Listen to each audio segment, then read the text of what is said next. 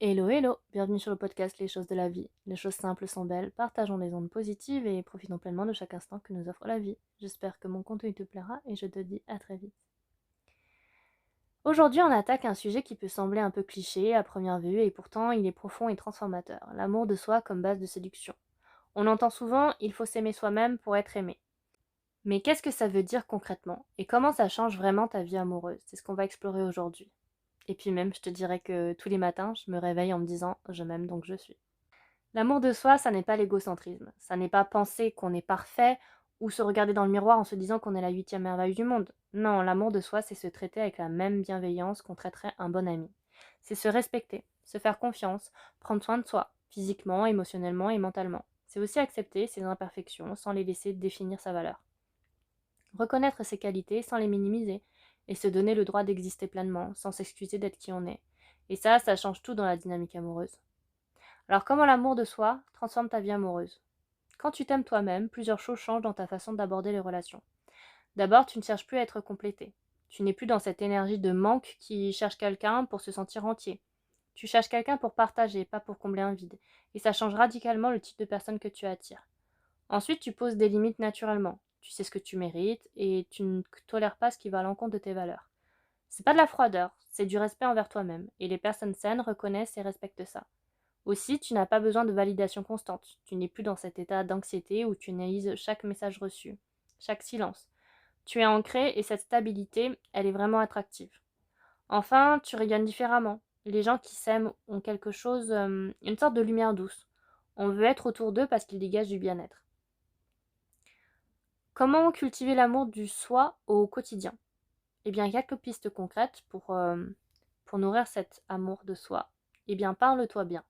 Remarque comment tu te parles à toi-même dans ta tête. Est-ce que tu seras bienveillant ou sévère? Remplace tes jugements par la compassion. Fais des choses qui te font du bien, juste pour toi, pas pour être séduisant ou pour te sentir bien dans ta peau. Identifie tes valeurs et viens en accord avec elles. Plus tu es aligné avec ce que tu es vraiment, plus tu les respectes. Et plus les autres aussi te respectent. Et prends du temps pour toi. La solitude choisie, c'est un cadeau qu'on peut se faire soi-même. Elle permet de se reconnecter et de se ressourcer et de s'écouter. J'ai J'ai quelqu'un que j'admire profondément qui, par exemple, pour son anniversaire, s'est offert le plus beau cadeau qui soit, c'est de prendre soin d'elle. Elle, elle s'est offert un joli voyage à l'étranger, aux États-Unis, pour découvrir plein de choses, justement, qu'elle avait vues dans les films ou dans des séries, justement, à New York. Et elle s'est fait plaisir. Elle s'est écoutée et, et elle en est ressortie vraiment épanouie.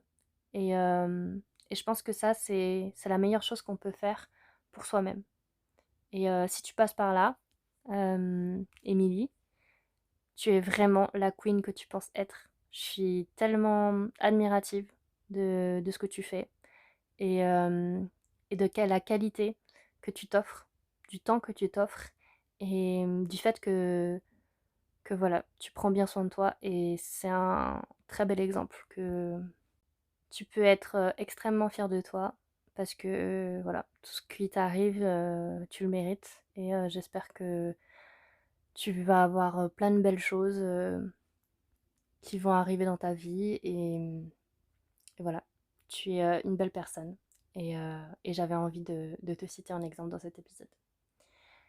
Alors en conclusion, l'amour de soi, ça n'est pas une destination, c'est un chemin. Et c'est le plus beau des investissements, parce qu'il transforme non seulement ta relation à toi-même, mais aussi toutes tes relations avec les autres. Alors aujourd'hui, on commence par un petit geste, un mot gentil envers soi-même, un moment pour soi, une limite posée avec bienveillance, et c'est par là que tout commence. Merci d'avoir écouté ce podcast. Je te dis à très bientôt pour un nouvel épisode, et en attendant, prends bien soin de toi.